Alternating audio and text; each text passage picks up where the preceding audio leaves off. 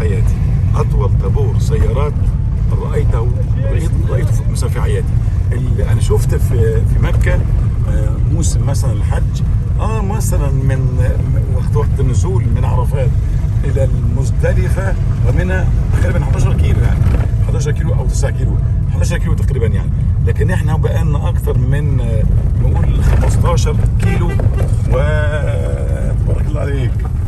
وهم ما شاء الله سيارات لم تنقطع بعد طول هذه المسافة. سير التبدل نسرح. أنا عارف إن عون. متابعينا الكرام، ما زلنا في الطريق إلى سرحوا الطريق اللي قدام عم سدودة. توكل على الله. ما زلنا في الطريق إلى عين المكان، إلى المناطق الأكثر تضررا لنا من الزلزال، نواحي إقليم طبعا الحوز، مدينة مراكش. هنا نحن الآن في منطقة أجدال. طبعا الطريق أغلق، الطريق اتقفل خالص، لأني تبارك الله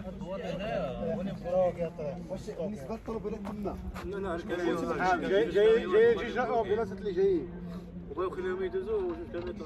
عرفتي ملي دايرين لهم طريقه فايده 5 كيلومتر غادي يبلوكيو اللي جاي جوج كيلومتر تلاقاو تما وتخرجوا. دابا راه كيديروا لهم طريق باش يدوزوا. في ناس دايرين لهم طريق هما الاولين، الطرق مبلوكه من الفوق. شحال من كيلومتر تقريبا؟ شحال فيه؟ 6 باش نبلوكي الطريق. 6 كيلومتر. وهذا قال لي كيلومتر. حتى كيلومتر هذا تشوفها غير قدام.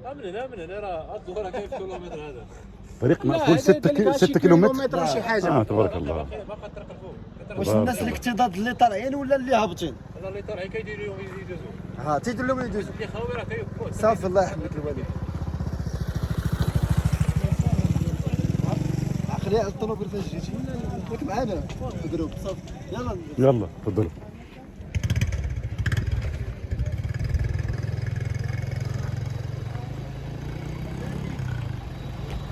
طريق 6 كيلو سيارات زي كده ما شاء الله. 6 كيلو. والطريق مغلق بسبب شاحنتين. الطريق ضيق. نعم. هذا ما ادى الى تكاظم هذا الاكتظاظ ديال السيارات. نعم. ولكن الحمد لله هذا يفرح. طبعا هذا لا يقلق وانما يفرح. بالعكس طبعا، هذه رساله. نعم. قوات الجيش كمان معانا اهيت. قوات الجيش حاضره اهيت. خلية عمل على اعلى المستوى، بعض المستويات من كل الجهات والسلطات المغربيه موجوده هنا، لترفع الآلام والحزن عن المتضررين من هذه الأزمة وهذه الفاجعة التي ألمتنا كثيرا.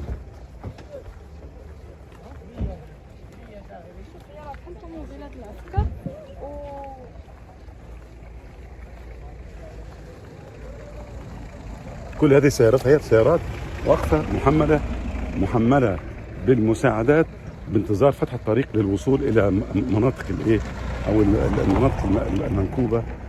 كل هذه مبادرات شخصية من المغاربة الكرام، يعني لإيصالها لإخوانهم في المناطق التي أضيرت من الزلزال.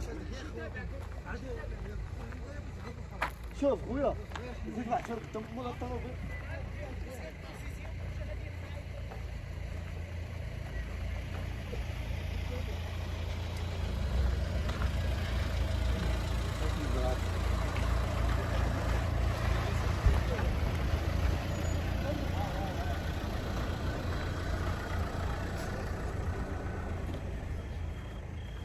بارك الله. سيل من السيارات اللي تحمل المعونات بكل انواعها.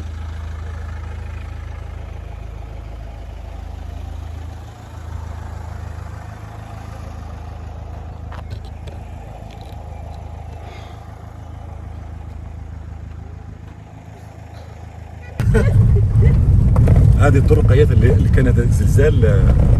نعم الزلزال اللي دار هذا الشيء. شفتوا؟ الاشغال.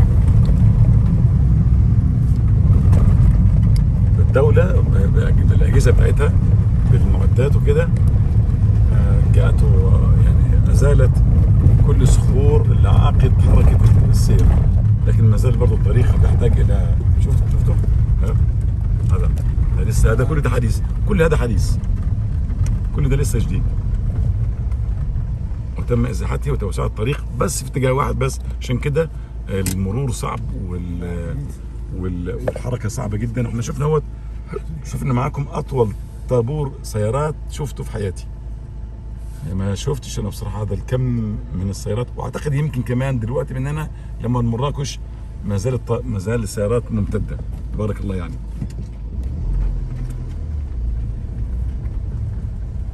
عجبوني بعض الجندار جاو يسرحوا الطريق.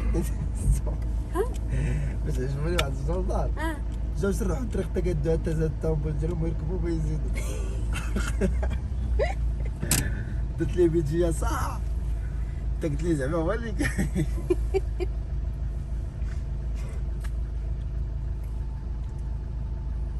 فريمون كثير بزاف، ماشي بحال داك النهار فاش طلعنا. أطول طابور شفته في حياتي، أطول طابور سيارات رأيته في مسافة حياتي.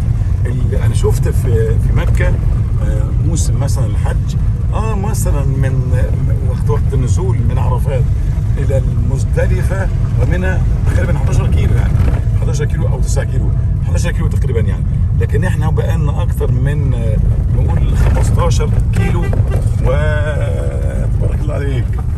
وهم ما شاء الله سيارات لم تنقطع بعد طول هذه المسافة. سير انت كنت نسرح. ما عارف نعون.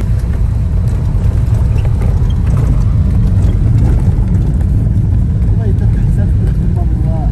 ما فين الأخ اللي معنا الثاني يحيى ولا من يحيى؟ كل شيء بقى. خلاص درنا حنا واحد النقطة نتلاقاو فيها، درنا 3 يعقوب صافي وشي سلام عليكم. نتلاقى تما. هدي الربعات غادي يجيو. اوه على الطريق عامل ازاي فوق الجبال.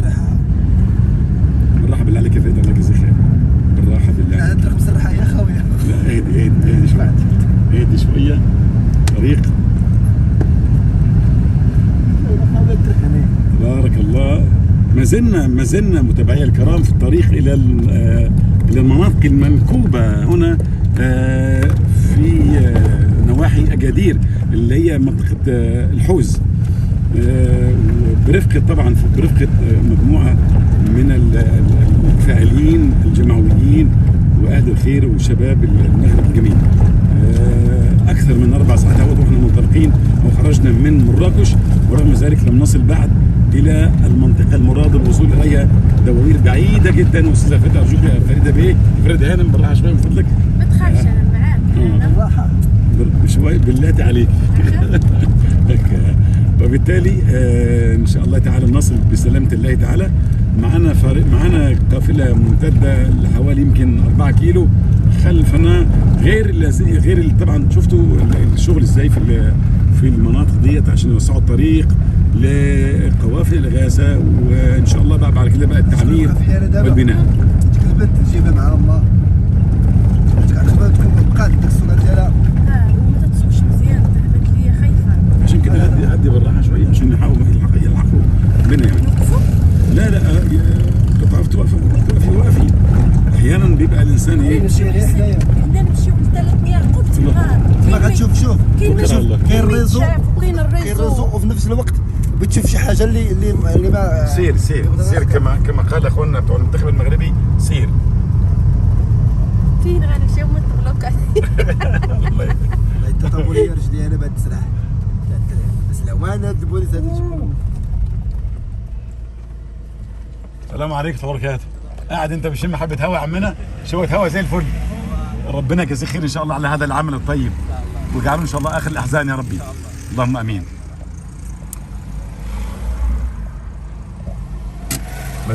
ما زلنا متابعينا الكرام بالطريق الى منطقه اسمها ايه؟ البارح تيزينتاس 3 يعقوب. ثالث يعقوب نعم. ويزنتاس تيزنتاسي. اسماء كلها امازيغيه صح؟ شكورت. بدا بقى الجو هنا يبرد دلوقتي، خلي بالكم، ويظهر احنا هنعمل عمليه سطو مسلح على احدى البطاطين اللي جايبينها عنده الصح. شنو؟ قال لك كاين البرد، قال لك هذيك الحوايج اللي جبنا نعم. نديروا الاستيلاء على واحد البطاطين زعما شي جاكيت. انا استاذنهم في واحده بصراحه. ماشي مشكل ماشي مشكل. عم ندور. والله ما هبط شي واحد الطريق اللي تيدازو هادو اللي بقينا هنا عاوتاني. لا طابو لي جدي بعد كثير بصح. هي نهبط نوبتي. طريق المسدود تبارك الله، الناس اللي رجعه بعد ان سلمت ما تيسر لها من معونات وغذاء وكده وملبوسات وبطاطين ما شاء الله خير. ربنا موجود في هذا البلد الطيب، وربنا يا رب يزيد اهله من الثمرات ومن الخير والامن، اللهم امين يا رب. انا اللي قدام انا يلا سير.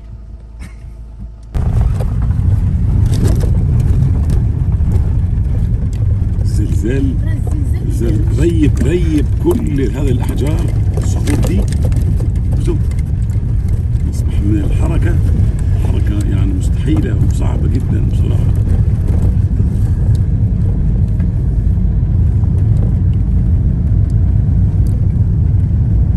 شفتوا اخوان المشاهدين، شايفين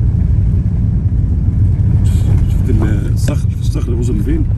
الله اكبر يا رب، الله اكبر يا رب، الله اكبر، الله اكبر. يعني كان قوة الزلزال اعتقد كانت صعبة جدا جدا جدا، لدرجة ان هي يعني ربنا يستر يا رب وربنا يسلم ان هي مش في منطقة يعني فيها مدنية ومدينة كبيرة، يعني ممكن ازالت مدينة كاملة. هذا الزلزال بهذا القوة ان هو يحطم الصخر بهذا الشكل.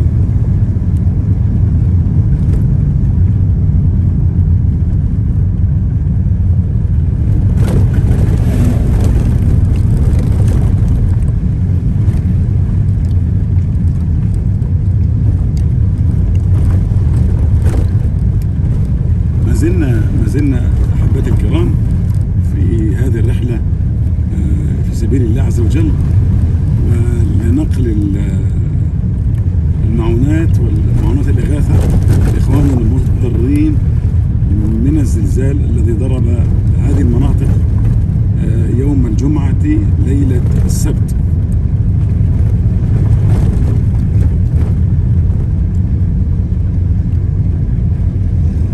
شهر 9 2023.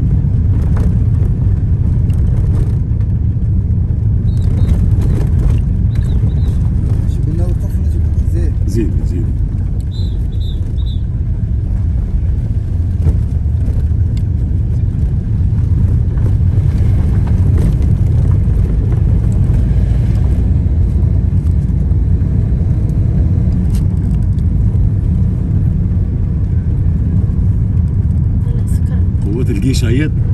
قوات الجيش موجودة هنا في أبعد مناطق هنا في هذه المنطقة المضارة من الزلزال.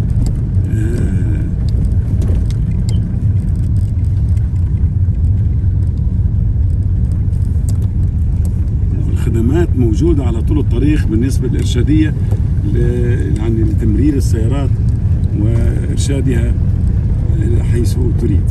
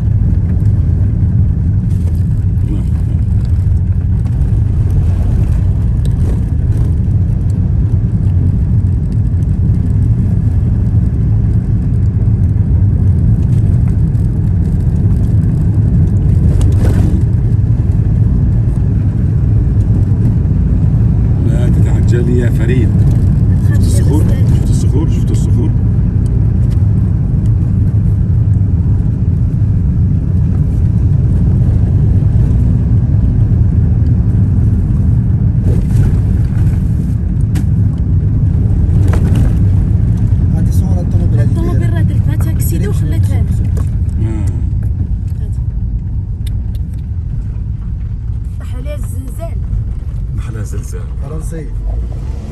في ثلاثة ماتوا ثلاثة، هم تقريبا في نفس السيارة دي. في ثلاثة ماتوا فرنسيين ماتوا بالزلزال هنا. النهارده الخارجية الفرنسية صرحت بهذا الأمر يعني. ثلاثة فرنسيين ماتوا يا حبيبي.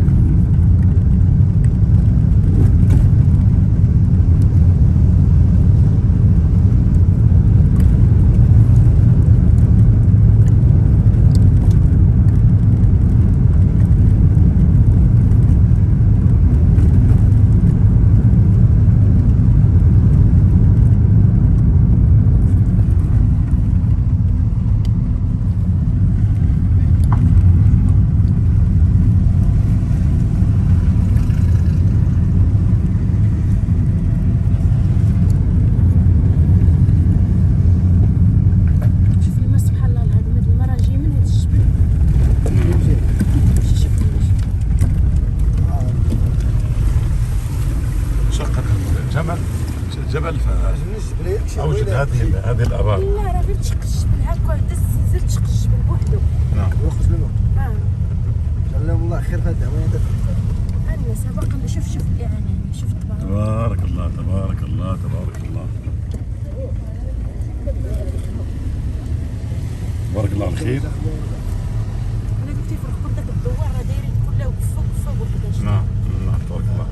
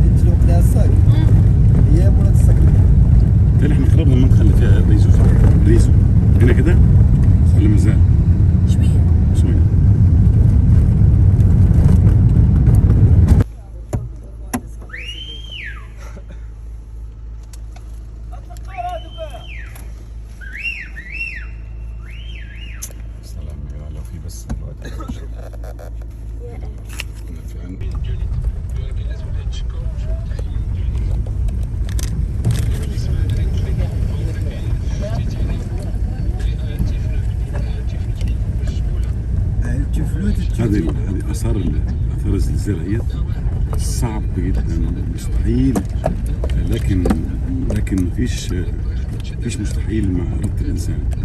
الجبل كله نهار اهو، جزء كبير جدا منه نهار، وجات الاليات وسعت الطريق.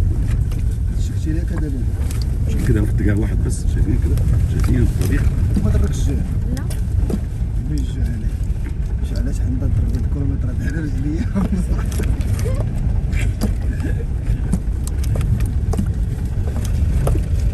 ندير لك كونتات الوالده قالت ما عرفتي نمشي. ها والدتك؟ لا احمد داك السيد اللي معنا قالت لي لا تكون الشتاء ولا دابا باش ياكل، دابا شي حد جا عندها قال لها ودي راه الفوق كاينه الشتاء وكاينه فهمتيني. عرفتي الوالد دابا ملي يمشي حد يقول له ما كرا صافي صافي بحال تعرفي بالعافيه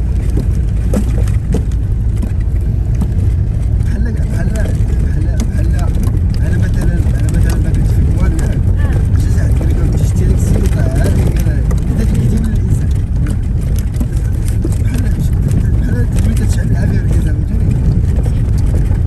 الا جات تولي تقول يعني اول ما كان ما كنعيطش للبيع عاجبني اليوم فيه هذه ما زلنا التاريخ الدوابر التي أثيرت من الزلزال. ساندويتش ها ما درنيش.